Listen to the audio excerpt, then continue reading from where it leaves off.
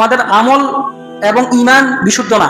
মহান আল্লাহ তাআলাকে খুশি করার জন্য যেরকম ঈমান দরকার, যেরকম আমলে সালেহ দরকার, আমাদের সেটা নাই বর্তমানে মুসলমানদের। তো আমি যদি বিশুদ্ধ ঈমান আনতে পারি, নেক আমল করতে পারি, সৎ আমল করতে পারি, তাহলে কি আল্লাহ তাআলা আমাদের খিলাফতি ব্যবস্থা দান করবেন, আমাদের ইসলাম দিনকে প্রতিষ্ঠিত করবেন এবং আমাদেরকে নিরাপত্তা দিবেন। আল্লাহ তাআলা আপনি কাজ করবেন দুইটা, আল্লাহ তাআলা কাজ করবেন তিনটা। এটা আল্লাহ তাআলার ওয়াদা। আল্লাহ তাআলা ওয়াদা করছেন, তুমা আনতা দা আলাইকুম কামা তাদা আল আকালা ইলা আসআতিহা। এমন একটা সময় আসবে যে সময় কাফেররা, মুশরিকরা তোমাদেরকে খাওয়ার জন্য, তোমাদেরকে মানে ভাগ বটরা করার জন্য, মানে যেভাবে মানুষ খানার ক্ষুধার্ত মানুষ যেভাবে কি খাবার দস্তরখানে বসে না, কাফের মুশরিকরা তোমাদেরকে খাবার জন্য এভাবে দস্তরখানে বসবে যে মুসলমানদের জমি মেরে দাও, মুসলমানদের দেশ মারি দাও। আর কি এর মানবাধিকার কিসের কি? মুসলমানদেরকে ধ্বংস করতে পারলে ধ্বংস করার জন্য তারা কি ভাগ বটরা করবে, বসবে না রক্তপাত। আপনার এটা এমন কিছু না যে আপনাকে একজন এমনি ভূখণ্ড দিয়ে দিল, আপনি চাইলেন যে আমার এরকম ইসলামিক খেলাফত দরকার, কাফের মুশরিকরা আপনাদের বলবে যে নাও বাজান নাও, তুমি চাইছো এটা দাও। এটা কখনোই সম্ভব না। এটা যদি আপনি মনে করেন, এর মন থেকে এটা ত্যাগ করেন, বিনা রক্তপাতে বিনা সংগ্রামে কোনো কিছুই, আপনি যে কোনো নীতি পরিবর্তন হোক না কেন, এখানে রক্তপাত হবেই হবে। এটা মুহাম্মদ সাল্লাল্লাহু আলাইহি ওয়াসাল্লাম সবচেয়ে উত্তম মানুষ, উনিও দেওয়া লাগছে, উনার সাহাবীরাও দেওয়া লাগছে, তাবেঈনরাও দেওয়া লাগছে, পরবর্তী যত প্রজন্ম আসছে সবাই দেওয়া লাগছে। 3 লক্ষ মসজিদ আছে বাংলাদেশে। বুঝতে একটু চিন্তা করেন, আপনি দেখবেন যে বেশিরভাগ মসজিদে, বেশিরভাগ, আপনি 1000ও পাবেন না, বেশিরভাগ মসজিদে খেলাফতি ব্যবস্থা নিয়ে কতজন হুজুর আলোচনা করে? পাবেন না। আমাদের হুজুরদের আলোচনা কি? কবরের নিচে কি হবে, মৃত্যু হলে কি হবে, ফুলসেরা কেমনে পার হবেন, আমাদের আলোচনাগুলো। সে মনে করে যে আমি যে নামাজ পড়ি, এত কষ্ট করি, ফজর নামাজ, তাহাজ্জুদ পড়ি, এই যে হজ করি, সে মনে করে সেইটাতে মুসলমান। বিশ্বাস করেন, আল্লাহর কসম করে বলতেছি, আমি যে কোরআন পড়েছি, আমি যে হাদিস পড়েছি, আমি যতটুকু ইসলাম বুঝেছি আমার উস্তাদদের থেকে, এবং আমার উস্তাদরাও সেটা বলেছে, আপনি যদি শরিয়া আইনে যদি বিশ্বাস না করেন, খেলাফতি ব্যবস্থা যদি আপনি না চান, যদি না বিশ্বাস করেন, আপনি মুসলমান থাকতে পারেন না। আপনি যতই দাবি করেন যে ভাই আমি তাহাজ্জুদ পড়ি, আমি নামাজ পড়ি, আমি ইসলামের প্রত্যেকটা বিধানকে সম্মান করি, সব মানি, আমি খেলাফতি ব্যবস্থা চাই না, শরিয়া আইন চাই না, এটা যদি আপনি দাবি করেন, আপনার মুসলমান থাকতে পারেন না। আপনি কালিমা স্বীকার করে নিয়েছেন, ইসলামের কাছে তখন আত্মসমর্পণ করেছেন, আল্লাহ সুবহানাহু ওয়া তাআলার কাছে তখনই আত্মসমর্পণ করেছেন, আপনি এটা মেনে নিয়েছেন যে কোরআন হাদিস যেমনে বলবো আমি সেভাবে চলবো। আপনি মানতে পারতেছেন না, পালন করতে পারতেছেন না, সেটা ভিন্ন বিষয়। আমাদেরকে কি ভাই বাংলাদেশে কি এরকম মুসলমান আছে না যে আমরা মুসলমান এটা দাবি করি, ঠিক আছে, আমরা বলি যে সালাত পড়া দরকার, এটা কি কোন মুসলমান মানে না? কি বলেন তো? এমন কি কেউ কি আছেন যে এটা বলবেন যে ভাই সালাত পড়ার দরকার নাই? আমরা এটা মানি, এটা বিশ্বাস করি যে সালাত পড়া দরকার, কিন্তু হ্যাঁ আমি দেখা গেছে আমার ব্যস্ততা বলো, শয়তানের ফাঁদে পড়েই হোক বা অন্য কোনো কারণে অলসতা বসে আমি সালাত পড়তে পারি না, সেটা ভিন্ন বিষয়। শরিয়া আইন, খেলাফতি ব্যবস্থা, ইসলামের আইন, সেটাও এরকম, আপনি সেটা পালন করতে পারতেছেন না, সেটা সমাজে প্রতিষ্ঠিত করতে পারতেছেন না, সেটা ভিন্ন বিষয়, কিন্তু এটা তো চাইতে হবে। এই আজকে মুসলমানরা সেটাই নারাজ, যে মনে করে যদি খেলাফতি ব্যবস্থা, এটা তো তালেবানদের শাসনামল, এটা তো তালেবানদের প্রক্রিয়া, তালেবানরা এরকম শাসন করে, আমরা কি তালেবান নেই, আমরা বাংলাদেশি। আপনি মুসলমান যখন দাবি করছেন, আপনি কি আল্লাহ তাআলার আইন মানতে হবে, আল্লাহ তাআলার বিধান বাস্তবায়ন করার জন্য চেষ্টা করতে হবে, পরিবার হোক, সমাজ হোক কিংবা রাষ্ট্র হোক, সব জায়গায়। আপনি এখানে এটা বলে দাঁড়াতেই পারবেন না যে আমি বিএমপি করি, আমি খেলাফত চাইতে পারবো না, এটা বলার কোনো সুযোগ নাই। আপনি যদি এটাতে বিশ্বাস করেন, আপনি যদি এটা মনে প্রাণে বিশ্বাস করেন, তাহলে আমি বলবো আপনি সালাত পড়া অবস্থায়ও আপনি কাফের, আপনি আর মুসলমান থাকতে পারেন না। এবার আমার কথা এটা রেকর্ডিং হচ্ছে, আমার কথা এটা আপনি মনে করেন কোনো আলেমকে, যদি বাইতুল মুকাররমের খতিবকে আপনি জিজ্ঞেস করার যদি প্রয়োজন মনে করেন, আপনি জিজ্ঞেস করতে পারেন যে আমাদের এই মসজিদের ইমাম এরকম বলেছে, এখন কি আমার ইমান আছে কিনা, আমি এরকম বিশ্বাস করি, আমার ইমানের কি অবস্থা আপনি বলেন, তখন দেখেন উনি কি বলে। যাবতীয় প্রশংসা মহান আল্লাহ তাআলার জন্য, সালাতু সালাম বর্ষিত হোক মুহাম্মদ সাল্লাল্লাহু আলাইহি ওয়াসাল্লামের প্রতি। সম্মানিত মুসল্লিয়ানি কারাম, আজকে এই পবিত্র জুমায় আমি খুতবার বিষয় হিসেবে যে বিষয়টা নিয়ে আপনাদের সম্মুখে আলোচনা করার ইচ্ছা পোষণ করছি, সেটা হচ্ছে বর্তমানে মুসলিমরা কেন খেলাফত ব্যবস্থা এস্টাবলিশ করতে বা প্রতিষ্ঠিত করতে সক্ষম হচ্ছে না। ইনশাআল্লাহ নির্দিষ্ট সময় খুবই সংক্ষিপ্ত আকারে যাতে এই বিষয়ে আলোচনা রাখতে পারি, মহান আল্লাহ তাআলার কাছে সে তৌফিক চাচ্ছি। ওমা তৌফিক ইল্লা বিল্লাহ, আলাইহি তাওয়াক্কালতু ওয়া ইলাইহি উনীব। সম্মানিত উপস্থিতি, আজকে যদি আমরা পৃথিবী দিকে যদি লক্ষ্য করি, বর্তমানে আমরা দেখব যে আমরা মুসলিমরা প্রায় 200 কোটির কাছাকাছি,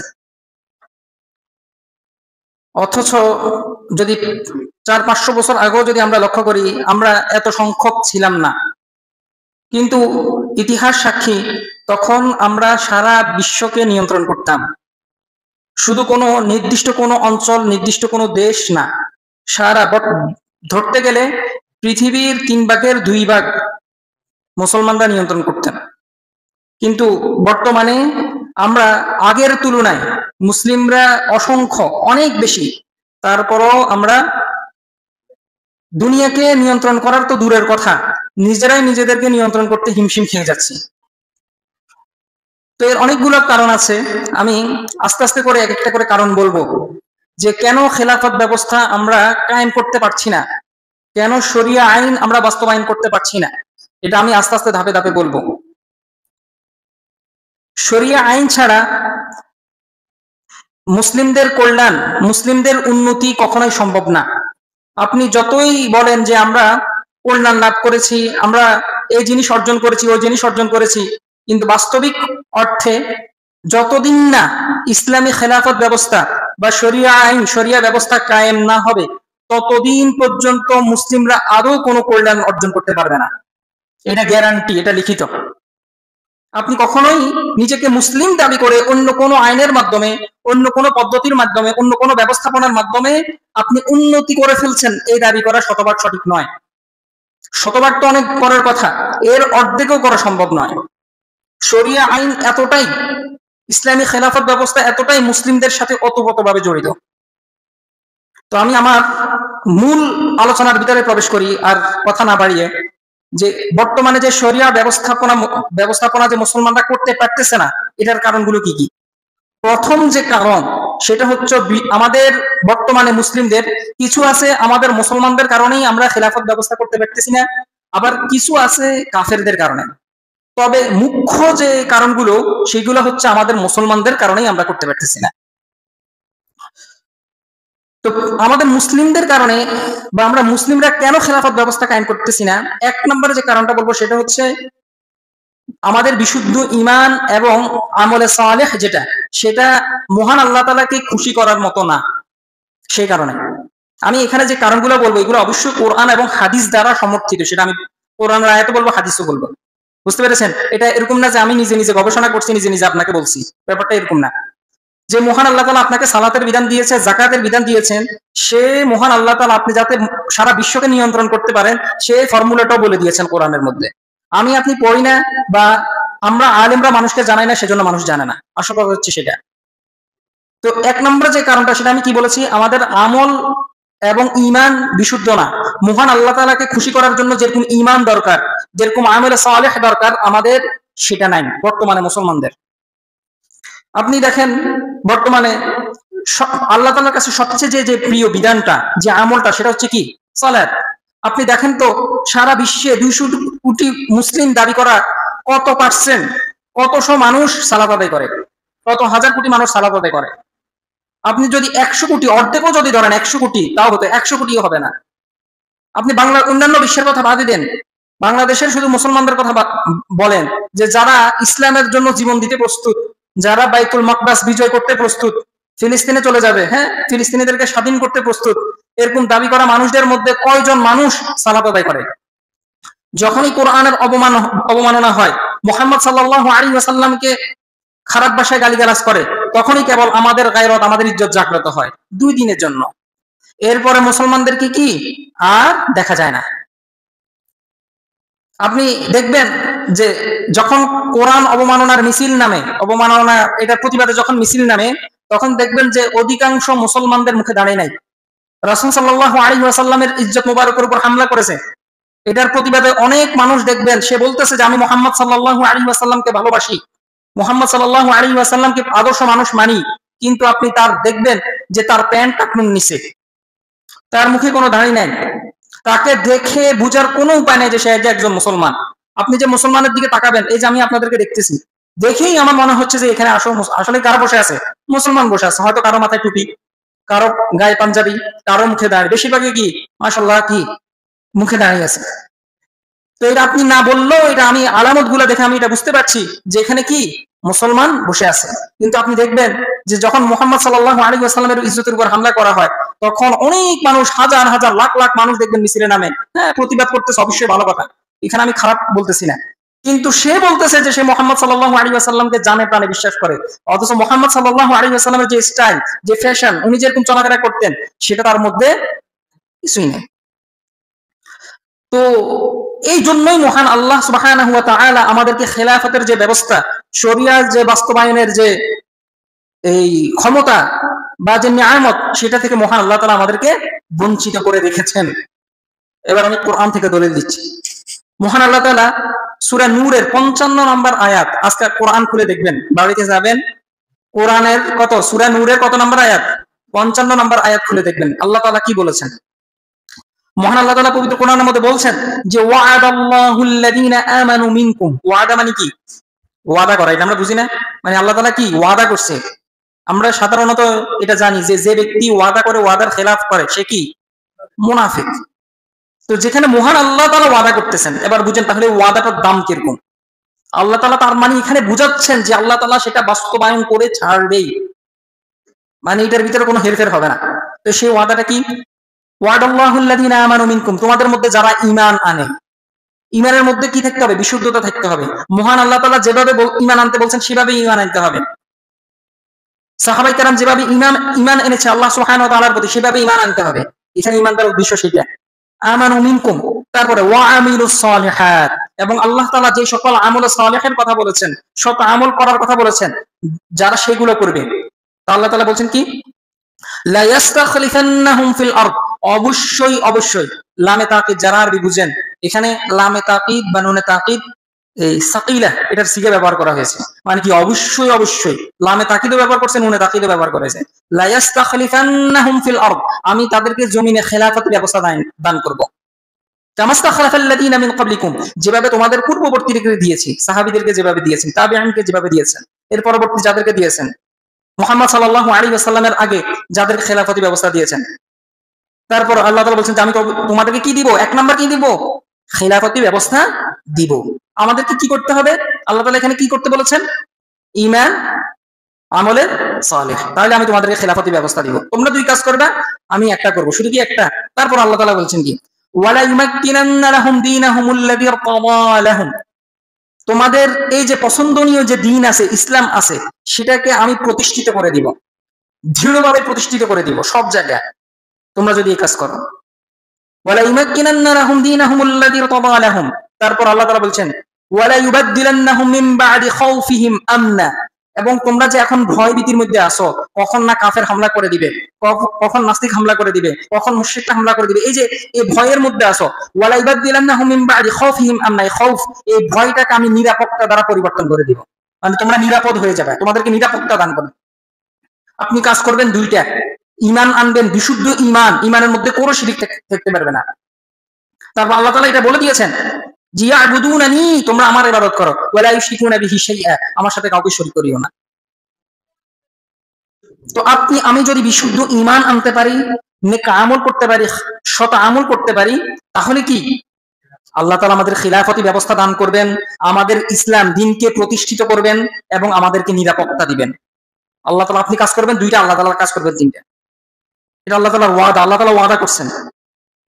আপনি দেখেন তো, আমি আজকে একটু বলে রাখি অপ্রাসঙ্গিক, যে আপনি যখন আমার এই আলোচনার পুরোটা যখন শেষ হবে, তখন আপনি বুঝবেন যে আসলেই আমাদেরকে আল্লাহ তাআলা কেন খেলাফতি ব্যবস্থা থেকে বঞ্চিত করেছেন, কেন দিচ্ছেন না। আমরা শরিয়া আইন, শরিয়া ব্যবস্থাপনা কেন সমাজে এস্টাবলিশ করতে পারতেছি না, সমাজের মধ্যে অ্যাপ্লাই করতে পারতেছি না, এটা আপনি যখন আমার আলোচনা যখন সম্পূর্ণভাবে শেষ হয়ে যাবে, আপনি বুঝতে পারবেন। এক নাম্বার কারণ কি? আমাদের বিশুদ্ধ ঈমান নেই এবং আমলে সালেহ নাই। দেখেন না, আপনি আপনার এলাকার মানুষের সাথে লেনদেন করে দেখেন, কয়জন মানুষ দেখবেন সালাত পড়ে, তাহাজ্জুদ পড়ে, হজে যায়, প্রতি বছর হজে যায়, যাকাত দেয়, কিন্তু তার লেনদেন ভালো না, কথাবার্তা ভালো না, কথা দিয়ে কথা রাখে না। এরকম তো লাখ লাখ কোটি কোটি মানুষ আছে যে কথা দিয়ে কথা রাখে না, এবং কি এখানে যে তার ভুল হয়েছে সেটাও সে স্বীকার করতে রাজি না।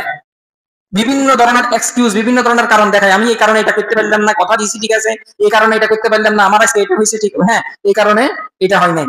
অনেক ধরনের এক্সকিউজ দিয়ে কি মানে সে নিরাপদ, সে মাসুম মানুষ, তার কোনো ভুল হয় নাই। তারপর দেখেন কত হাজার হাজার মানুষ ওজনে কি দিচ্ছে, কম দিচ্ছে, কত হাজার হাজার মানুষ আমানতের খিয়ানত করতেছে, মিথ্যা কথা বলতেছে। এটা তো কোটি কোটি মানুষ হবে যে যারা প্রতিনিয়ত ব্যবসা কেন্দ্রিক হোক, লেনদেন কেন্দ্রিক হোক, বেশিরভাগ অন্য মুসলমানের সাথে, অন্য মুসলমান মানুষের সাথে মিথ্যা কথা বলে, এরকম নাই? কোটি কোটি মানুষ আছে। এই যে আপনি আমল, নেক আমল যে করবেন, আমি তো নেক আমল বলতে বুঝি, এই যে হুজুরে যখন বলছে যে নেক আমল, এটা আমাদের আর একটা ভুল ধারণা। নেক আমল বললেই আমরা কেন জানি বুঝি যে নামাজ পড়া, নেক আমল মানে আমরা শুধু এটা বুঝি। আচ্ছা ঠিক আছে, আমি ধরেন অন্যান্য মুআমালাতের কথা বাদে দিলাম, যারা নামাজ পড়ে, মনে করেন আমাদের বাংলাদেশে কত কোটি মানুষ আছে? 18 কোটি। মুসলমান আছে কত? ধরেন 15 কোটি, ধরেন 15 কোটি মুসলমান। আপনার কি মনে হয় 3 ভাগের 1 ভাগ মানে কয় কোটি? 5 কোটি মানুষ আছে যে নিয়মিত নামাজ পড়ে? 5 কোটি মানুষ, 3 ভাগের 1 ভাগ আপনি পাবেন না। আচ্ছা আমি ধরলাম, তারপর ধরলাম যে 3 ভাগের 1 ভাগ পড়ে, 5 কোটি মানুষ মুসলমান নামাজ পড়ে ধরলাম। এই 5 কোটি মানুষের মধ্যে কতজন আছি যে নামাজের সময় একাগ্রতার সহিত, মনোযোগের সহিত, খুশুর সহিত কতজন মুসলমান নামাজ পড়ে? নামাজে দাঁড়াইলে অমুক ব্যবসার কথা মনে হয়, ওই লেনদেনের কথা মনে হয়, ওইটার কথা মনে হয়, সন্তানের কথা মনে হয়। তারপর অনেক মানুষ আছে তো রাসূল সাল্লাল্লাহু আলাইহি ওয়াসাল্লামের তরিকায় নামাজ পড়ে না। আমার সাথে এক ব্যক্তি নামাজে দাঁড়াইছে, তার কল আসছে, সে নামাজের মধ্যে কল রিসিভ করে বলতেছে যে আমি নামাজে আছি। সে জানে না যে নামাজ কিভাবে ভঙ্গ হয়, নামাজ কিভাবে ভাঙে, কি কারণে আমার নামাজ শুদ্ধ হচ্ছে না, সেটা জানে না। এরকম কি লাখ লাখ কোটি কোটি মানুষ আছে। তো আল্লাহ তাআলা এরকম মানুষকে কিভাবে খেলাফতি ব্যবস্থা দান করবেন? আপনি সাহাবায়ে কেরামের যদি লক্ষ্য করেন যে উনারা যখন দাঁড়াতেন নামাজের জন্য, কাক মনে করতো, অন্যান্য পাখিরা মনে করতো কি, মনে হয় যেন একটা খাম্বা দাঁড়ায় আছে। উনারা কি উনাদের মাথার উপর, গায়ের উপর বসে থাকতো। উনাদের সালাত এরকম ছিল, সালাতের মধ্যে তীর মেরে দিয়েছে, তীর ঢুকে গেছে, সালাত ছাড়তে রাজি নাই, যে সালাতে এত মজা পাচ্ছে যে বলতেছে যে আরেকজন সাহাবী বলতেছে তুমি তো আমাকে জাগাইতে পারতে, বলতেছে আমি যে সূরা ধরছি আমার ছাড়তে মনে চাইতেছে না যে সূরাটা এত মজা লাগতেছে। তো এই জন্য আল্লাহ তাআলা উনাদেরকে খেলাফতি ব্যবস্থা দিয়েছেন। উনারা সংখ্যায় কত ছিল? তৎকালীন সময় কাফেরদের অর্ধেকের অর্ধেকও ছিল না। বদরের যুদ্ধের কথা বলেন, 1000 জন, 313 জন মাত্র 1000 জন মোকাবেলায়। মুতার যুদ্ধের কথা বলেন, 2 লক্ষ খ্রিস্টান, সশস্ত্র খ্রিস্টান যারা যুদ্ধে পারদর্শী, আর সেখানে মাত্র 3000 মুসলমান। 2 লক্ষ খ্রিস্টান, 3000 মুসলমান, মুতার যুদ্ধের কথা বলতেছে। কিন্তু বর্তমানে কি মুসলমানদের দিকে তাকান, যে শুধু মাইর আর মাইর খায়, যেখানে যায় সেখানে মাইর। মুসলমানরা লাঞ্ছিত, অপমানিত। আসবো সেটা আস্তে আস্তে ধাপে ধাপে আসবো, যে মুসলমানরা কেন আজকে লাঞ্ছিত, কেন আজকে অপমানিত। আপনি আমার কথাগুলো শুনবেন এবং কি দেখবেন যে আসলে কি আমাদের সমাজটা, আমাদের বিশ্বের মুসলমানদের অবস্থা কি হুজুর যেভাবে বলতেছে সেভাবে কি না। যদি না হয় আপনি আমরা খুতবার পরে ধরিয়েন, সমস্যা নেই। হুজুর এই কথা তো আপনি মিথ্যা কথা বললেন, এই কথা তো আপনার হয় না, আমি আপনার এই কথার সাথে একমত, আপনি আমাদের ধরিয়েন। তো 1 নম্বর কারণ বলছি কি, আমাদের ঈমান বিশুদ্ধ না, তারপরে নেক আমল নাই, আমল সালেহ নাই, সততা নাই, লেনদেন স্বচ্ছ না, কথাবার্তা ভালো না, আখলাক ভালো না, মুআমালাত ভালো না, দুর্নীতিগ্রস্ত। বাংলাদেশের বেশিরভাগ মানুষ কি মুসলমান, আর দুর্নীতি আমরা কি দিন দিন আগায় যেতেছি। আমাদের লেনদেন স্বচ্ছ না, এই কারণে আল্লাহ তাআলা আমাদেরকে খেলাফতি ব্যবস্থা দিচ্ছেন না। বুঝতে পারছেন? এটা হচ্ছে 1 নম্বর। তারপর 2 নম্বর যে কারণ, সেটা হচ্ছে যে আমরা বর্তমানে যারা মুসলমান আছি, আমরা আল্লাহ সুবহানাহু ওয়া তাআলার দ্বীন থেকেও দুনিয়াকে বেশি ভালোবাসি। আপনি কি বলবেন যে কি কোন হুজুর, আপনি দেখছেন আমার কুত্তা, দেখছেন না কুত্তা ছাড়া, হ্যাঁ, তারপরে কি আমার কুত্তার অবস্থা খারাপ, আমি দিনে আনি দিনে খাই। আপনি তাহলে দুনিয়ার ভালোবাসা আপনি বুঝে নেন। দুনিয়ার ভালোবাসা ওই প্রত্যেকটা জিনিস, ওই প্রত্যেকটা বস্তু, যে সকল বস্তু বা যে সকল জিনিসগুলো আপনাকে আল্লাহ তাআলার স্মরণ থেকে গাফেল রাখে, সেই সকল প্রত্যেকটা জিনিস হচ্ছে দুনিয়া। আপনার সন্তানের কারণে আপনি আল্লাহ সুবহানাহু ওয়া তাআলার রাস্তায় দান করেন না কেন? আপনি যদি আল্লাহর রাস্তায় দান করেন, আপনার সন্তান কি খেবে? ঠিক আছে না? মসজিদে তো দেখি তো দানের অবস্থা, 2 টাকা, তারপরও ছেঁড়া। ঠিক আছে, তো অন্তত পক্ষে এটা আমি আপনাদেরকে এখানে অপমান করতেছি না, এটা শুধু এই মসজিদের হালত না, এটা সব মসজিদের হালত। তারপরে গরিব মানুষ, ভিক্ষুকের সংখ্যা তো বাংলাদেশে দিন দিন বাড়তে আছে। তো এই যে ভিক্ষুক, গরিব, অসহায় মানুষের সংখ্যা দিন দিন কেন বাড়ে? যখন মানুষ দান করে না, যখন মানুষ কৃপণ হয়ে যায়, তখন কি গরিবের সংখ্যা দিন দিন বাড়ে সমাজের মধ্যে। তো এই যে এমন প্রত্যেকটা বিষয় দুনিয়া, যেটার কারণে আপনি আল্লাহ তাআলাকে স্মরণ করতে পারেন না। ফজর সালাতে আপনি দেখবেন অন্যান্য সালাতে ঠিক মতোই কি মানুষ উপস্থিত হয়, কিন্তু ফজর সালাতে কি হয় না, উপস্থিত হয় না। এরকম অনেক মানুষ দেখবেন যারা মসজিদে 5-10 টাকা দান করে, আছে হাজার হাজার মানুষ আছে দান করে, কিন্তু নিজের জাকাত দিয়ে দিতে হবে, জাকাত দিয়ে, এটা বান্দার হক, আরেকজনের হক, সেটাতে দিতে হবে, সে সেটা মানতেই নারাজ। অনেক কেন? কারণ আমার জাকাত আগে তো 10,000 টাকা, 15,000 টাকা, আমি এত টাকা আরেকজনকে কিনলে দিব। এই যে এটা হচ্ছে দুনিয়া। আপনি দুনিয়াকে ভালোবাসতেছেন, আপনি দুনিয়ার জন্য আল্লাহ সুবহানাহু ওয়া তাআলার রাস্তায় সময় দিতে রাজি না। আপনার সন্তানের যদি কিছু হয়ে যায়, হ্যাঁ, আপনার যদি সন্তান মারা যায়, আপনার ওয়াইফ যদি বিধবা হয়ে যায়, আপনি আল্লাহ তাআলার রাস্তায় সময় দিতে কি না নারাজ, আপনি সময় দিতে চান না। এইটা হচ্ছে দুনিয়া। এই যে আপনার আমার প্রত্যেকটা মানুষের অন্তরের ভিতরে এখন দুনিয়া ঢুকে গেছে। সালাত আজান দিয়ে দিচ্ছে, আমরা দেখতেছি আজান দিয়ে দিচ্ছে, তারপরে ব্যবসা বাণিজ্য চালা যেতেছি। এই যে আজান দেয় নাই, আজকে জুমার আজান দেয় নাই, অনেক মানুষ এখনো দেখবেন যে কি বাজার দোকানপাটে কি করতেছে, ব্যবসা বাণিজ্য করতেছে। কখন আসবে 5 মিনিট 10 মিনিট আগে জানে যে এই মসজিদে তহসিলদার জামে মসজিদে নামাজ দাঁড়ায় 40-এ, 35-এর দিকে যাবো, 30-এর দিকে যাবো। এই যে দুনিয়া, আপনি দুনিয়াকে বেশি প্রাধান্য দিচ্ছেন। অন্যান্য সালাতের দিকেও তাকান, দেখবেন মাগরিবের সালাতে মানুষ হুমরু খেয়ে ধুমরু খেয়ে একদম কি চলে আসে, এশার সালাতে অর্ধেকও হয় না। সব মসজিদে আপনি অবস্থা দেখেন, দোকানপাট ছাড়তে কি নারাজ, সে দোকানপাট ছাড়তে পারবে না। এটা হচ্ছে দুনিয়া। এটা রাসূল সাল্লাল্লাহু আলাইহি ওয়াসাল্লাম বলছেন যে সোবান রাদিয়াল্লাহু তাআলা তিনি বলছেন যে রাসূল সাল্লাল্লাহু আলাইহি ওয়াসাল্লাম বলেন যে ইউশাকুল উমামু আন তাদা আলাইকুম কামা তাদা আল আকালাতু ইলা আসআতিহা। এমন একটা সময় আসবে যে সময় কাফেররা মুশরিকরা তোমাদেরকে খাওয়ার জন্য, তোমাদেরকে মানে ভাগ বটরা করার জন্য, মানে যেভাবে মানুষ খানার ক্ষুধার্ত মানুষ যেভাবে কি খাবার দস্তরখানে বসে না, কাফের মুশরিকরা তোমাদেরকে খাবার জন্য এভাবে দস্তরখানে বসবে যে মুসলমানদের জমি মেরে দাও, মুসলমানদের দেশ মারে দাও। আরে কি এর মানবাধিকার, কিসের কি? মুসলমানদেরকে ধ্বংস করতে পারলে ধ্বংস করার জন্য তারা কি ভাগ বটরা করবে, বসবে। তখন সাহাবায়ে কেরাম অবাক হয়ে গেল যে কি বলেন ইয়া রাসূলুল্লাহ, যে ওয়ামিন কিল্লাতি নাহনু ইয়াউমাইদিন, হে আল্লাহর রাসূল আমরা কি সেদিন কম থাকবো? মনে হয় কম থাকার কারণে কাফের মুশরিকরা আমাদেরকে বেশি আক্রমণ করবে, ঠিক না? যেখানে দেখবেন কম মানুষ সেখানে তো কি মানুষ সাধারণত আক্রমণ করে। আমরা মুসলমানরা মনে হয় কম থাকবে, এজন্য মনে হয় আমাদেরকে আক্রমণ করবে। তখন রাসূল সাল্লাল্লাহু আলাইহি ওয়াসাল্লাম বলছে যে না, বাল আনতুম কাসীর ওয়ালাকিন্নাকুম গুসাউন কাগুসাইস সাইল, তোমরা অনেক থাকবে, তবে তোমাদের অবস্থান হবে এরকম যে সমুদ্রের মধ্যে দেখবে, সমুদ্র অনেক বিশাল, দেখবে সমুদ্রের ফেনা কি অনেকগুলা ফেনা হয় না, এগুলা দিয়ে কোনো কাজ হয়? কোনো কাজ হয় না। ফেনা দিয়ে আপনি কি করবেন? বিশাল সমুদ্রের এরকম যে নিষ্প্রয়োজন যে ফেনা আছে, তোমরা এরকম ফেনার মতো, ওয়ালাকিন্নাকুম গুসাউন কাগুসাইস সাইল, তোমরা এরকম নিষ্প্রয়োজন ফেনার মতো, সমুদ্রের ফেনার মতো নইবে, যেটা তুমি দামও দিবে না। তারপর আল্লাহ রাসূল সাল্লাল্লাহু আলাইহি ওয়াসাল্লাম বলেন ওয়ালা ইয়ানজিআন্নাল্লাহু ফি সুদুরি আদুবিকুমুল মাহাবাতা মিনকুম, আল্লাহ তাআলা কাফেরদের অন্তর থেকে তোমাদের যে ভয় আছে এটা দূর করে দিবে। কাফেররা তোমাদেরকে দেখলেও ডরাইতো না।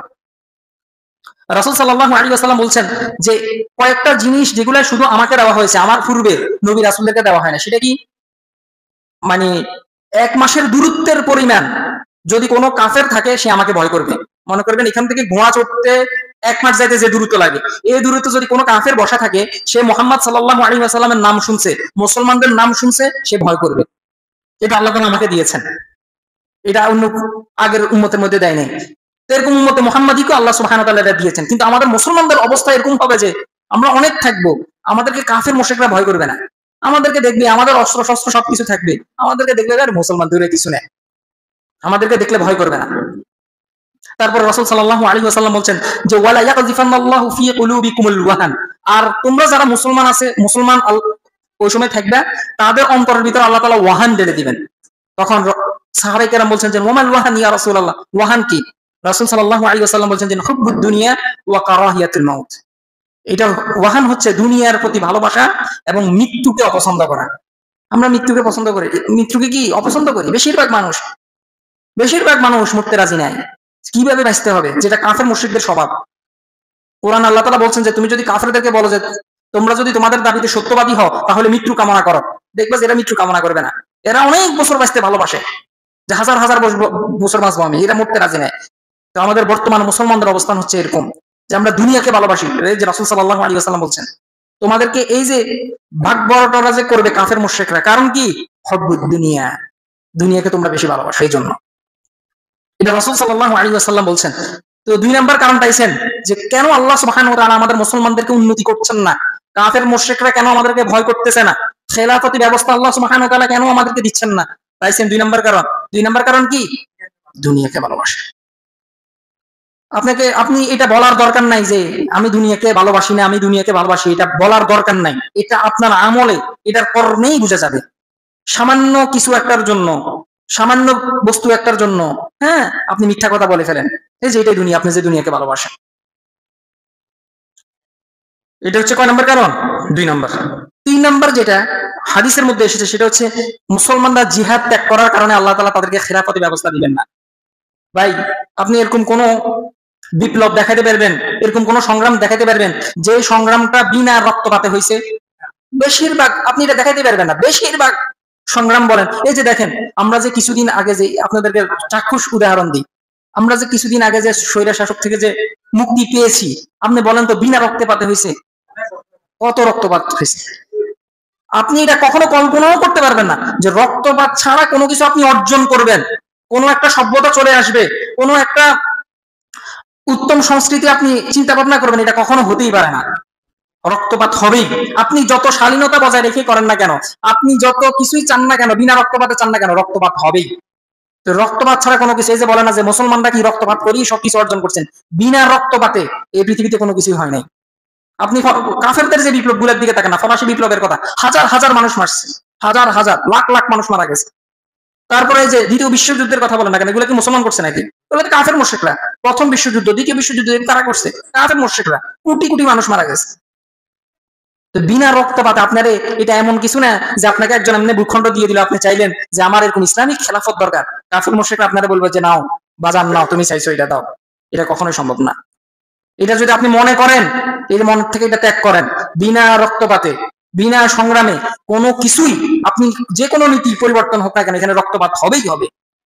এটা মুহাম্মদ সাল্লাল্লাহু আলাইহি ওয়াসাল্লাম সবচেয়ে উত্তম মানুষ, উনিও দেওয়া লাগছে, উনার সাহাবীরাও দেওয়া লাগছে, তাবেঈনরাও দেওয়া লাগছে, পরবর্তী যত প্রজন্ম আসছে সবাই দেওয়া লাগছে, সবাইকে দিতে হয়েছে। বুঝতে পারছেন? তো আপনি রক্তপাত ছাড়া কোনো কিছু অর্জন করবেন, এটা কখনোই সম্ভব না, হবেই। আল্লাহু আকবার। এই যে কিসের কারণে আজকে মুসলমানরা আজকে আমরা লাঞ্ছিত অপমানিত, এটা কিসের কারণে? জিহাদ ত্যাগ করার কারণে। এই যে আমাদেরকে জিহাদের বিভিন্ন ব্যাখ্যা দিয়ে দেয় আল্লাহ সুবহানাহু ওয়া তাআলা, কত জায়গায় জিহাদের কথা বলছেন, এটা আপনি কোরআন পড়লেন আপনি বুঝতে পারবেন। আমরা তো কোরআনের অনুবাদে পড়ি না। আমি যদি আপনাদেরকে এখানে হাজার ওয়াজ করি, আপনারা শুনবেন, অনেক মানুষ অবিশ্বাস করবেন, দূরে হুজুরি কি কয় করে, ইসলাম বুঝি এত কঠিন?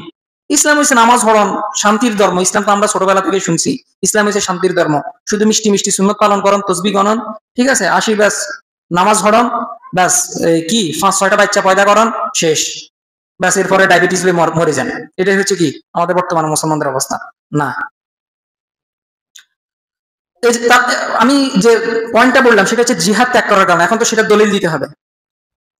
রাসূল সাল্লাল্লাহু আলাইহি ওয়াসাল্লাম বলছেন যে ইজা তাবায়াতুম বিল আইনা, যখন তোমরা সুদ ভিত্তিক লেনদেন করবে। এক নাম্বার কি কারণ? সুদ ভিত্তিক লেনদেন। ওয়া আখাযতুম আযনাবাল বাকার, এবং গরুর ন্যাজ ধরে রাখবে। গরুর ন্যাজ দ্বারা এখানে বোঝাচ্ছে যে তোমরা ব্যবসা বাণিজ্য কি মগ্ন হয়ে যাবে। তারপরে ওয়া রাদিতুম বিয-যারা, এবং কৃষি কাজে ব্যস্ত হয়ে থাকবে। 4 নাম্বার বলছে ওয়া তারাকতুমুল জিহাদ, এবং জিহাদ ত্যাগ করবে। তখন রাসূল সাল্লাল্লাহু আলাইহি ওয়াসাল্লাম তারপর কি বলছেন? সাল্লাল্লাহু আলাইকুম যুল্লান, আল্লাহ তাআলা তোমাদের উপর চাপিয়ে দিবেন জিল্লাত, অপমান, লাঞ্ছনা, এগুলা কি অপদস্থতা, এগুলা আল্লাহ সুবহানাহু ওয়া তাআলা তোমাদের উপর চাপিয়ে দিবেন। তারপর রাসূল সাল্লাল্লাহু আলাইহি ওয়াসাল্লাম বলেন লা ইয়ানজিউহু আলাইকুম হাত্তা তারজিউ ইলা দীনিকুম, যতক্ষণ পর্যন্ত তোমরা তোমাদের ইসলামের মধ্যে ফিরে না যাবে, যতক্ষণ পর্যন্ত তোমরা জিহাদ পরিপূর্ণ দিন অনুসরণ না করবে, কট্টর মুসলমান যতক্ষণ পর্যন্ত না হইবে, তোমাদের দ্বীনে না ফেরা পর্যন্ত এই জিল্লাত নিয়ে তুমি মৃত্যুবরণ করবে। আজীবন তুমি লাঞ্ছিত, অপমানিত, অপদস্থ হেয় হয়ে থাকবে কাফের মুশরিকদের কাছে। রাসূল সাল্লাল্লাহু আলাইহি ওয়াসাল্লাম বলছেন, আবু দাউদের হাদিস, হাদিস সহিহ। আমি কোন, এখানে আপনারা জানেন আমি আহলে হাদিস মানুষ, আমি কোন জয়ীফ হাদিসে বিশ্বাস করি না, আমি কোন জয়ীফ হাদিস বলি নাই। আপনাদেরকে যে হাদিসগুলো বলছি, হাদিসগুলো কি সবগুলাই সহিহ হাদিস। জয়ীফ হাদিস যদি হইতো আমি আপনাদেরকে এখানে বলতাম না। তাহলে 3 নাম্বার কারণ কি বলছি? জিহাদ ত্যাগ করা। 1 নাম্বার কারণ কি বলছি মনে আছে? আমাদের আমল নাই, আমল বিশুদ্ধ না, ঈমানও বিশুদ্ধ না, এর 1 নাম্বার কারণ কোরআনের আয়াত দিয়েছি। 2 নাম্বার কারণ দুনিয়াকে ভালোবাসা, কোনো কারণে দুনিয়াকে ছাড়তে রাজি নেই। 3 নাম্বার কারণ কি বলছি? জিহাদ ত্যাগ করা। 4 নাম্বার যে কারণ সেটা হচ্ছে বিজাতীয় সংস্কৃতি অনুসরণ করা। বিজাতীয় সংস্কৃতি মানে কি? যারা মুসলমান না, যারা কাফের মুশরিক। এবার কাছে আপনি আমি হয়তো দেখি কি আমেরিকা, লন্ডন, তারপরে কি কানাডা, তারপরে নেদারল্যান্ড, হ্যাঁ, এরকম অনেক দেশ আমরা মনে করি, কিন্তু কোরআনের ভাষায় এই সকল মানুষরা কি কাফের। আপনি যতই বলেন যে আমেরিকানরা এরকম করে, ইউরোপ এরকম করে, রাশিয়া এরকম করে, কোরআনের চোখে এরা কাফের। আর আমাদের বর্তমানে তথাকথিত সুশীলদের ভাষায় এটা হচ্ছে বিজাতীয়। তো আমি সুশীলদের ভাষায় বললাম আর কি, কাফের মুশরিকদেরকে অনুসরণ করা। এরকম অনুসরণ করা সেটা রাসূল সাল্লাল্লাহু আলাইহি ওয়াসাল্লাম বলছেন। রাসূল সাল্লাল্লাহু আলাইহি ওয়াসাল্লাম বলেন, আবু সাঈদ খুদরি রাদিয়াল্লাহু তাআলা থেকে বর্ণিত যে রাসূল সাল্লাল্লাহু আলাইহি ওয়াসাল্লাম বলেন, লা তাত্তাবিউন্না সুনানান মান কানা ক্বাবলাকুম শিবরান বিশিবরিন, যে তোমরা এরকম ভাবে তোমাদের পূর্ববর্তী কাফের মুশরিক যারা আছে তাদেরকে এরকম অনুসরণ করবে যে তারা যদি 1 হাত অগ্রসর হয় তুমিও 1 হাত যাবে, তারা যেখানে যেখানে পা দিছে তুমিও সেখানে সেখানে পা দিবে, যেখানে যেখানে হাত দিছে তুমিও সেখানে সেখানে হাত দিবে। তারপর বলছেন শুধু কি তাই, ওয়াজিরাআন বিজরা, তারা যদি 1 বিগত যায় তুমিও 1 বিগত যাবে, মানে এরকম অনুসরণ করবে। তারপর বলছেন যে হাত্তা লাউ দাখালু হুজরা রাব্বিন লাদাখালতুমু, এমন কি কাফের মুশরিকরা যদি সবচেয়ে বিধ্বংসী যে প্রাণী আছে এই বিষাক্ত যে প্রাণী, যে গুইসাপ, এটার গর্তেও যদি কাফের মুশরিকরা যদি চলে যায়, তুমিও তাদেরকে অনুসরণ করতে করতে ওই গর্তের নিতে যাবে। তুমি দেখতেছো যে কি সেই গুইসাপের গর্তে ঢুকে গেছে, তুমিও চিন্তা করবে নিশ্চয় কিছু না কিছু আছে, যে তোমরা এরকম হয়ে যাবে। বিজাতীয় সংস্কৃতি, কাফেরদেরকে অনুসরণ করা, এটা তোমাদের ভিতরে এরকম ভাবে ঢুকে যাবে যে তোমরা এটা চিন্তা করবে না এত কাফের, তোমরা এরকম অনুসরণ করবে। দেখেন না, কাফের মুশরিকরা যেটাকে প্রগতিশীলতা বলে, যেটাকে কি বলে সংস্কৃতি বলে, মানে কালচার বলে, সেটা আমরা গ্রহণ করি। যেটাকে খ্যাত বলে, যেমন দাড়ি রাখা, বর্তমানে আমাদের যুবকরা তো মনে করে দাড়ি রাখা হচ্ছে খ্যাত। যেমন দাড়ি রাখে, এগুলা কি, এগুলা ফ্যাশনেবল মানুষ না, যারা ছোট লোক, ঠিক আছে, হুজুর শ্রেণী আছে, টাকা পয়সা নাই, এরা দাড়ি রাখে। যারা আমাদের মতো আধুনিক বড় লোক, আমরা কি করবো, আমরা হাফ প্যান্ট হরুম। আপনি দেখবেন ঢাকা শহরের বেশিরভাগ যুবক, অনেক মানুষ যারা দেখা গেছে আমেরিকা ইউরোপ কান্ট্রি থেকে ঘুরে আসে, এরা হাফ প্যান্ট হরি বাইরে হয়ে যায়। এমনকি বিয়ের বাড়িতে হাফ প্যান্ট হরি চলে আসে অনেক যুবক। বুঝতে পারছেন না, মানে তারা কি মনে করে যে আমি আমেরিকা থেকে এসেছি, ঠিক আছে, আমি জার্মান থেকে এসেছি, আমি ইউরোপ কান্ট্রি থেকে ঘুরে এসেছি, মানে আমি আধুনিক। তারপরে মহিলাদের দিকে তাকান, যে আজকে কাফের মুশরিকরা জামা নাই এটা কখনো চিন্তাও করতে পারে না, যে কোনো সময় এটা 1900 সালের আগেও এটা কখনো মানুষ চিন্তা করতে পারে নাই যে ল্যান্ডটা থাকবে, বিকিনি পরবে, গায়ে কিছু থাকবে না। এরা সভ্য মানুষ এটা কখনো চিন্তা করে নাই, আগেরকার কাফের মুশরিকরাও। বর্তমানে কাফের মুশরিকরা এত নিকৃষ্ট হয়ে গেছে যে দুইটা কাপড় শরীরের ভিতরে মহিলাদের, এরা নাকি সংস্কৃতবান, এরা নাকি আদর্শবান, এরা নাকি মুক্ত মানা মানুষ। মুসলমানরাও কি, আমাদের মেয়েরাও, আপনি যদি নাটক সিনেমা এগুলোর দিকে মোটামুটি যদি আপনার ফেসবুকে যদি চোখ পড়ে, দেখবেন যে আমাদের মুসলমান মেয়েদের যারা নায়িকা আছে, তাদেরও কি ড্রেস আপ গুলো এরকম হয়ে যাচ্ছে। হয়তো আগামী 5-10 বছরের মধ্যে কি ওই কাফের মুশরিকরা যেটাকে কি সংস্কৃত মনে করতেছে, মুক্ত মনা মনে করতেছে, আমাদের মুসলমানরাও সেটা গ্রহণ করে ফেলবে। আপনি হয়তো কয়েকদিন আগে খেয়াল করবেন যে একটা এই শো গেছে, এটাকে মিস ইউনিভার্স বলে। মিস ইউনিভার্স মানে হচ্ছে কি, মানে মহিলাদের একটা শো, যে কোন মহিলা বেশি আকর্ষণীয়, কোন মহিলা বেশি কি ভালো, এটার একটা শো গেছে। বাঙালি, দুঃখের বিষয়, লজ্জায় আমার মাথা হেড হয়ে গেছে, যে দুঃখের বিষয়, কতটা আমি দুঃখ পাইছি যে বাঙালি মুসলমান সে নিয়ে ওই এটার ভিতরে কি অ্যাটেন্ড করছে, অথচ ইতিপূর্বে কখনো মুসলমান বাংলাদেশের কোন নারী এটা করে নাই। এবার বুঝেন, আমি এখানে খোলামেলা সবকিছু আপনাদেরকে বলতে পারবো না, এতটা নিকৃষ্ট হয়ে যাচ্ছে এখন বাংলাদেশের মানুষ, বাংলাদেশের মুসলমান। অথচ ওই নারীকে বাংলাদেশের মুসলমানরাই, বাংলাদেশের মানুষরাই ভোট দিতেছে যে আগায় যাও, হাজার হাজার লাখ লাখ মানুষ ভোট দিচ্ছে তাকে। তো এই যে আমি কোন প্রসঙ্গটা বলার কারণে এটা আসে, বিজাতীয় সংস্কৃতি অনুসরণ, যে ড্রেস আপ ছোট থাকবে, এটা কখনোই আমাদের সংস্কৃতির মধ্যে ছিল না। মুসলমানদের কথা তো বাদে দিলাম, এই যে আমরা যে বাঙালি বাঙালি করি, বাঙালি মানুষ কি পড়তে, মহিলারা কি পড়ে, আপনি যারা ধরেন হিন্দু আছে তাদের কথা বলেন না, শাড়ি পরে, শাড়ি পরেও কি শালীনতা বজায় রেখে শাড়ি পরে, কিন্তু কি আজকে সেটাও আস্তে আস্তে উঠে যাচ্ছে। তো এই যে বিজাতীয় সংস্কৃতি, রাসূল সাল্লাল্লাহু আলাইহি ওয়াসাল্লাম যে বলছে যে লাতাত্তাবিউন্না সুনানাল্লাযিনা মিন ক্বাবলিকুম শিবরান বিশিবরিন ওয়া যিরাআন বিযিরা', যে তোমরা, তারা যদি এক বিগত যায় তোমরাও এক বিগত যাবে, তারা যদি এক হাত যায় তোমরাও এক হাত যাবে, এমনকি তারা যদি দুই সাপের গর্তে ঢুকে তোমরাও সেখানে প্রবেশ করবে। আগেরকার যারা কাফের মুশরিক ছিল তারা যেরকম যেরকম করতো, বর্তমানে মুসলমানরাও আমরা কি সেরকম সেরকম করতেছি। এই কারণে মহান আল্লাহ সুবহানাহু ওয়া তাআলা, আমরা আমাদের স্বকীয়তা হারিয়ে ফেলেছি, যে নিজস্বতা আল্লাহ সুবহানাহু ওয়া তাআলা আমাদেরকে মুসলমান হিসেবে দিয়েছেন। আমাদের কি মুসলমানদের কোনো ড্রেস আপ কি আল্লাহ তাআলা বলে দেন নাই? আল্লাহ সুবহানাহু ওয়া তাআলা বাদে দিলাম প্যান্ট, এই পাঞ্জাবি পায়জামা এগুলোর কথা বাদে দিলাম, ইসলাম কখনোই আমাদের ড্রেস আপকে পাঞ্জাবি পায়জামার ভিতরে সীমাবদ্ধ করে দেয়নি। আপনি শার্ট প্যান্ট পরান, আমি একদিন বলেছিলাম যে সেটা কি অবশ্যই সীমারেখা আছে, পুরুষ মহিলার পোশাক পরবে না, মহিলা পুরুষের পোশাক পরবে না, পোশাক ঢিলে ঢালা হবে, স্বচ্ছ হবে না, পাতলা হবে না, টাইট ফিট হবে না। আপনি শার্ট প্যান্ট পরেন, কোনো সমস্যা নেই, ইসলাম আপনাকে বাধা দেয় না। কিন্তু এই যে বিজাতীয় যে সংস্কৃতিগুলা, বিজাতীয়, তারা যেরকম পোশাক পরে, যেরকম ভাবে পরে, সেভাবে পরাটাকে সভ্য মনে করা, এটাই হচ্ছে সমস্যা। আল্লাহ সুবহানাহু ওয়া তাআলা আমাদেরকে বুঝার তৌফিক দান করুন। যে এই কারণে কি আমাদেরকে আল্লাহ সুবহানাহু ওয়া তাআলা যে খেলাফতি ব্যবস্থা, আপনি আল্লাহ মনে করেন আমাদেরকে খেলাফতি ব্যবস্থা দিয়েছেন, এই মহিলারাই যারা আজকে এরকম উলঙ্গ চলাফেরা করতেছে তারাই এটার প্রতিবাদ করবে, খেলাফতি ব্যবস্থা। এই মুসলমানরাই, নামদারি মুসলমানরাই কি খেলাফতি ব্যবস্থা বিরুদ্ধাচরণ করবে, বিরুদ্ধে চলে যাবে।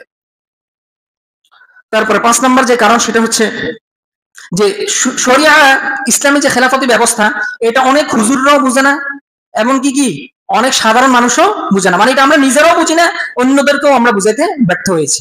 বর্তমানে আপনি দেখেন তো, এই যে আমি যে পয়েন্টটা নিলাম, একটু চিন্তা করে দেখেন, বর্তমানে বাংলাদেশে কত লক্ষ মসজিদ আছে? 3 লক্ষ। কত লক্ষ মসজিদ? 3 লক্ষ মসজিদ আছে বাংলাদেশে। বুঝতে, একটু চিন্তা করেন, আপনি দেখবেন যে বেশিরভাগ মসজিদে বেশিরভাগ আপনি 1000ও পাবেন না। বেশিরভাগ মসজিদে খেলাফতি ব্যবস্থা নিয়ে কতজন হুজুর আলোচনা করে? পাবেন না। আমাদের হুজুরদের আলোচনা কি? কবরের নিচে কি হবে, মৃত্যু হলে কি হবে, ফুলসিরাত কেমনে পার হবেন, আমাদের আলোচনাগুলো সবগুলো এরকম। আপনি যে ফুলসিরাত পার হলে যে আল্লাহ সুবহানাহু ওয়া তাআলার যে বিধান লাগবে সেটা তো মানুষদেরকে বলতে হবে না? কতজন হুজুর আমরা, অনেক হুজুর তো বুঝিয়ে না যে খেলাফতি ব্যবস্থা কি। এই জন্য আমাদের সাধারণ যে মানুষরা তারাও এটাকে বুঝে নিয়েছে যে খেলাফতি ব্যবস্থা এটা তো কি আগেরকার, ঠিক আছে যারা ছিল এরা সাহসী ছিল এদের জন্য, বর্তমানে মুসলমানদের জন্য কোনো খেলাফতি ব্যবস্থার দরকার নেই। এই যে দেখেন না, আমরা গণতন্ত্র সেকুলারিজম এগুলো থেকে সত্যি নারাজ। মানে নির্বাচন হইতে হবে, ভোট হইতে হবে, হ্যাঁ একজন নেতা নির্বাচন করতে হবে, ব্যাস ভোট দিতে হবে, নির্বাচন হইতে হবে, এটাই ইসলামের যে মুসলমানদের যে খেলাফতি ব্যবস্থা, শরিয়া আইন যে বাস্তবায়ন করতে হবে মুসলমানদের, আমরা সেটাতে আমরা নিজেরাই মুসলমানরাও মানি না। কাফের মুশরিকরা তো আমাদেরকে যে দিবে সেটা তো অনেক পরের কথা। আপনি বাংলাদেশে জরিপ নেন না, আমি এখানে কোনো রাজনৈতিক দলকে উদ্দেশ্য করে বলতেছি না, বিএনপি হোক আর জামাত হোক আর যেই হোক, যে কোনো দল হোক না কেন, আমি এটাও জানি না যে বাংলাদেশের রাজনৈতিক দল কয়টা আছে। মনে করেন বাংলাদেশে 10টা রাজনৈতিক দল আছে, আপনি সবাই জিজ্ঞেস করেন না, এর তো বেশিরভাগই মুসলমান না, বেশিরভাগই আপনি জিজ্ঞেস করেন না যে খেলাফতি ব্যবস্থা তারা চায় কিনা, বিভিন্ন ধরনের ব্যাখ্যা দিবে যে আসলে এখন সম্ভব না, আমরা যদি এটা করি, হ্যাঁ কাফের মুশরিকরা আমাদেরকে সন্ত্রাসবাদ বলবে, এটা বলবে সেটা বলবে, খেলাফতি ব্যবস্থা এখনকার জন্য সম্ভব না। মুসলমানরা এটা অস্বীকার করবে, অথচ তারা এটা বিশ্বাস করে না। এটা বিশ্বাস করতে তো বর্তমানে মুসলমানরা চায় না। সে মনে করে যে আমি যে নামাজ পড়ি, এত কষ্ট করি, ফজর নামাজ, তাহাজ্জুদ পড়ি, এই যে হজ করি, সে মনে করে সে এটাতেই মুসলমান। বিশ্বাস করেন, আল্লাহর কসম করে বলতেছি, আমি যে কোরআন পড়েছি, আমি যে হাদিস পড়েছি, আমি যতটুকু ইসলাম বুঝেছি আমার উস্তাদদের থেকে, এবং আমার উস্তাদরাও সেটা বলেছে, আপনি যদি শরিয়া আইনে যদি বিশ্বাস না করেন, খেলাফতি ব্যবস্থা যদি আপনি না চান, যদি না বিশ্বাস করেন, আপনি মুসলমান থাকতে পারেন না।